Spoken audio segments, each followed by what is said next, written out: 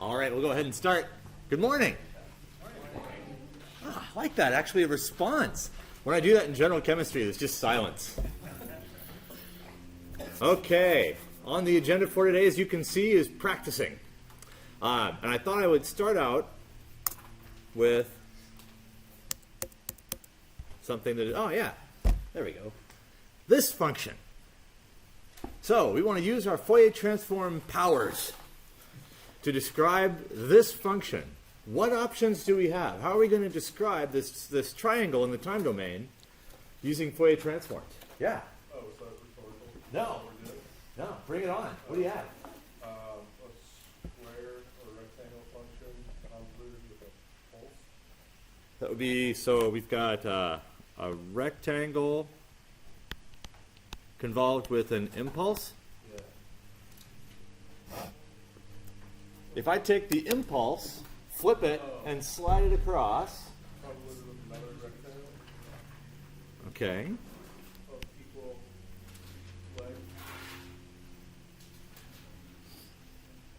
length. That's one possibility. We'll go into that one in a bit more detail later on. But before we do that one, we work it through and sort of see if whether or not it's correct. What other ways could you build a triangle like this?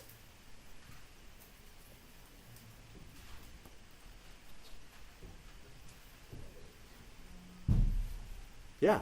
Do even exponential with those things? An even exponential?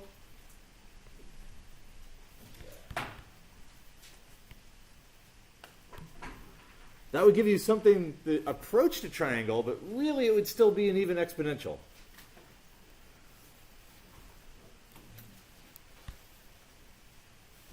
Other ideas?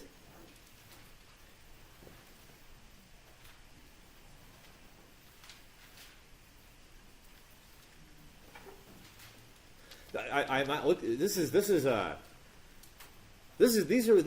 sort of magic behind Fourier transforms. The fact that they're not trivially obvious, but sometimes the most obvious solutions are not the simplest. Yeah. Actually, that would be an even exponential with itself. Convolved?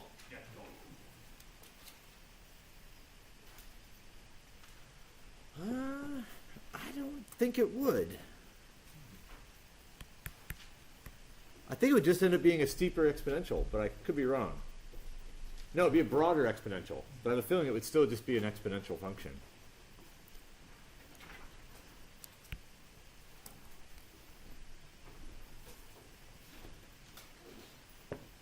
This is going to be a really fascinating recording as you guys are pondering. Okay, let me. This is a couple of ideas, right? If you allow yourself to have discontinuous functions, right, then you could have a function that was 0 up to -1, and then you could have a function that had a constant slope over a period of time, and then change slope, and then was 0 again, right? So you could break this up into different domains. For example, you could describe this as the derivative function, or the diagonal function, shifted, plus the other diagonal function, shifted, right? You could think of piecing it together that way. In terms of Fourier transforms, what's going to be easiest to work with of these two possibilities? The shifted diagonal with discontinuous boundary conditions, or the convolution of two squares, two rectangles? Yeah, convolution of two rectangles is infinitely easier. Partly because I think this is actually impossible. Because we don't know how to do Fourier transforms over things that are not bounded from -infinity to infinity. So this is definitely easier. How many of you saw this before it was mentioned? How many of you are struggling to see it now? Yeah, okay. A few who would actually admit to it. A lot of them would think, I think I get it. But it's not, I don't know. This is the crazy thing about convolutions and Fourier transforms. Anytime you can describe something as a convolution, its Fourier transform is much easier to solve. right? Because in the Fourier domain, that convolution integral that's sort of a pain to deal with becomes a simple product. So anytime you can convolve, do convolve if you can do it conceptually. But it's the hardest one to visualize because it's the hardest one to wrap your head around what the convolution of two rectangles is going to look like. You kind of have to work it through one step at a time and then just get really used to seeing them that way. So if we convolve the two rectangles, actually I think there's even a little graphic of this that Max tracked down. Oh, look, it's even playing. If you convolve two rectangles, the red and the blue, then as soon as they start to overlap, then the integral becomes increasingly large until they're exactly overlapped, and then the integral drops back down to 0 once you slide past. So once you see it this way, it clicks. It's really obvious that that's the convolution. But until you're really just practiced at thinking in terms of convolutions, it's not trivially obvious to recognize. At least for me, it was not trivially obvious to recognize that the triangle, oh yes, that's the convolution of two rectangles. But it just takes practice and seeing them that way. Okay, so hopefully it's pretty clear now how the convolution of two rectangles yields that triangle, as long as they're the same width. But they really do have to be the same width in order to have it happen. Let's go back now.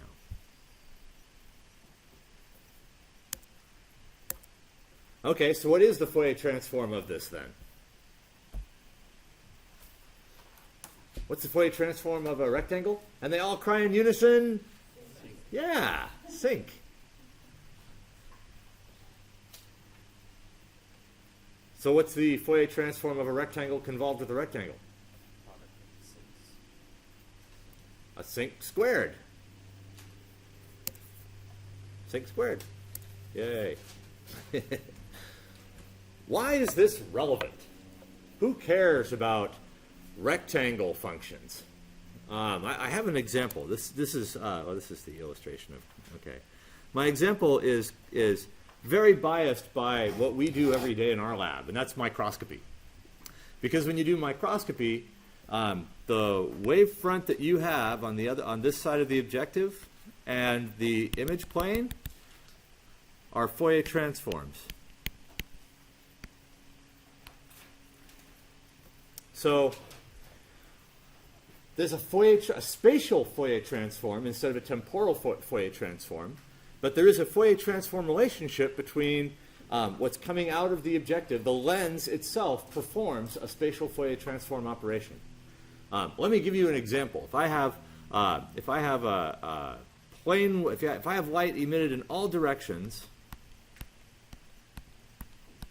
for fluorescence, for example.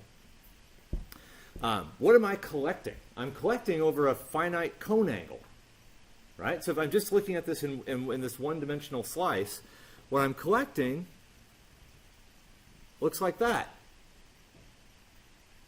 I have nice sharp edges. I don't collect light that doesn't make it to past this point or past this point. And I'm going to neglect the fact that there's a little bit of a, there's a little bit of an amplitude here. It goes up and down a little bit. But I'm just going to forget about that because that's just a minor detail, and I'm painting the broad brushstrokes here. So to a simple approximation, you can imagine the light just being described by a rectangle function. Now, if you then Fourier transform this back to your camera and image, what do you get?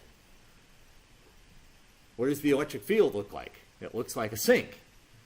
What does the intensity look like? It looks like the squared magnitude of a sink, which is a sink squared. And so if you have an infinitely sharp spot, an impulse here that Fourier transforms as a constant on your objective, it then Fourier transforms again as a sink squared on your camera. Now in 2D we call it an Airy disk, but that's in optics that's a point spread function. A point, if you have a single point source here, what is the shape on your camera when you re-image it? Is called the point spread function. And the point spread function for a point source with this in a typical objective is essentially a sink squared in one dimension. And that's so easy to understand in terms of Fourier transforms and so difficult to understand in the absence of Fourier transforms. But hopefully you can see it. You've got an impulse, Fourier transforming to a constant, which is then multiplied by the rectangle of your objective, and Fourier transforming to, that's just one peak.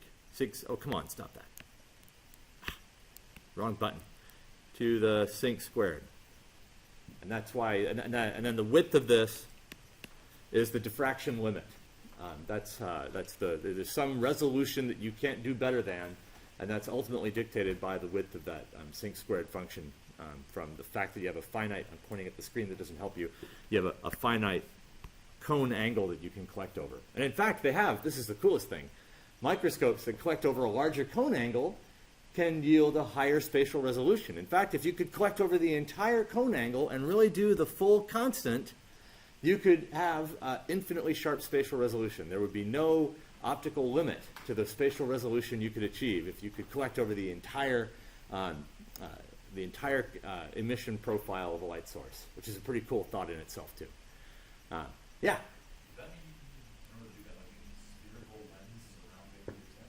Yeah, the optics are a pain in the ass.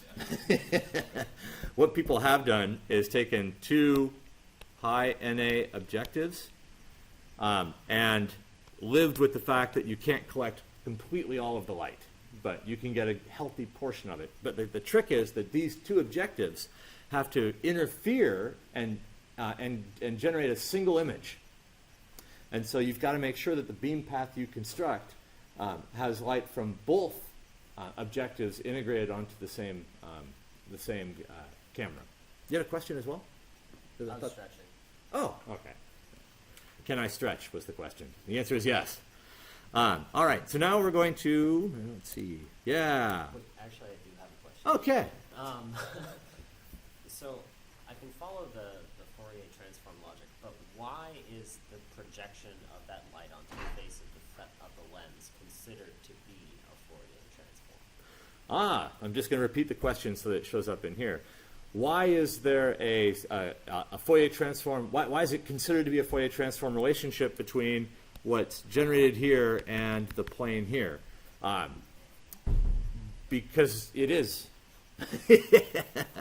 I mean, the answer is that it's because it is a Fourier transform relationship. We have a great amount of power in describing what's going on, but it's simply a fact that there is a Fourier transform relationship in optics between the two planes that we're describing.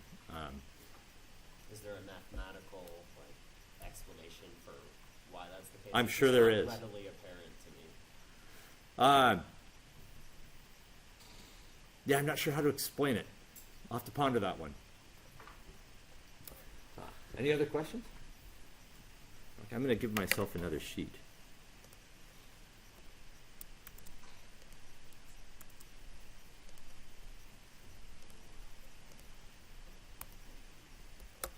And then get rid of all of this.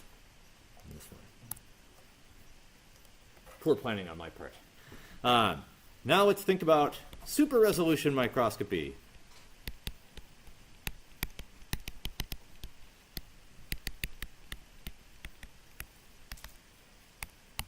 There's two methods that are common for super-resolution microscopy. One is stochastic reconstruction, where you excite a small number of fluorophores, and you have a little plume of, your image is always convolved with the point spread function. But if you know you only have one thing there, you can find the center of that with high precision using the tools of Chemistry 621 for doing fitting and identifying the location of something. So that's one way to do it. The other way to do it is to overlap in the focal plane. And this is Storm, Palm. What else? What else is it called? I think those are the two common acronyms for basically the same thing, just developed by different individuals. So Palm is photoactivated light microscopy, and Storm is stochastic reconstruction microscopy. Does that qualitatively make sense? How many of you people are familiar with these techniques or heard of them? Okay, most. Excellent. All right, the other alternative is the one that we'll be chatting about today in terms of Fourier transforms, and that's stimulated emission depletion.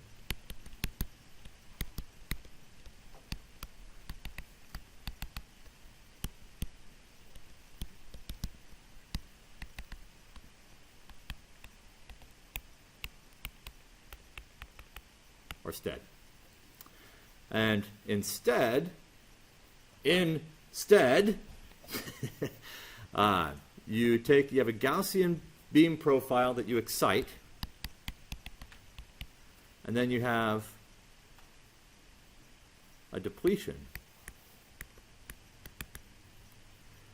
And in the center, that's supposed to be a baseline, there's a node. And so if you deplete, what you're doing is basically removing all of the fluorescence from here and from here in space, and you're confining it to just this place where there's no depletion.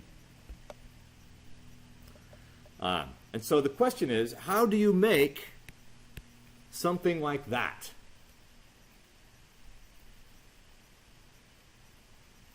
That has a node in the focal point instead of an intensity. This is what I'm showing here, by the way, is the intensity as a function of position, which is the squared magnitude.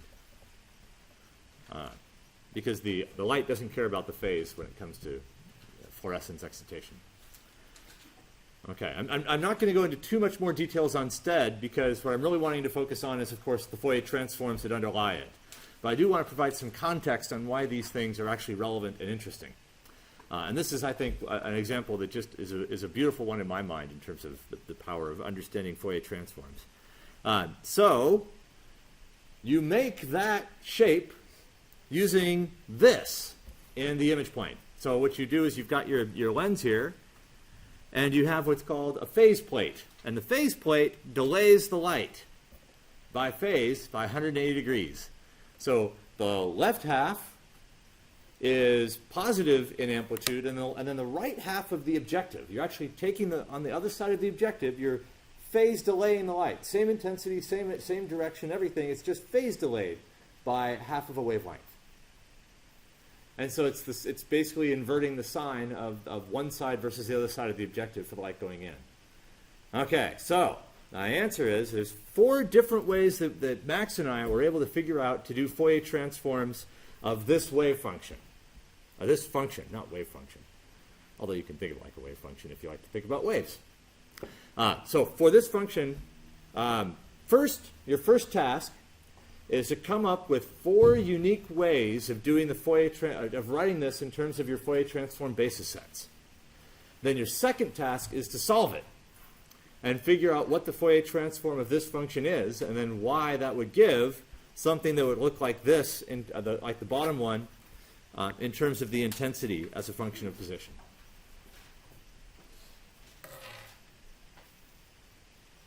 Go. Oh yeah, we should mix up the tables a bit. Okay. I'm going to go ahead and stop this recording first, though.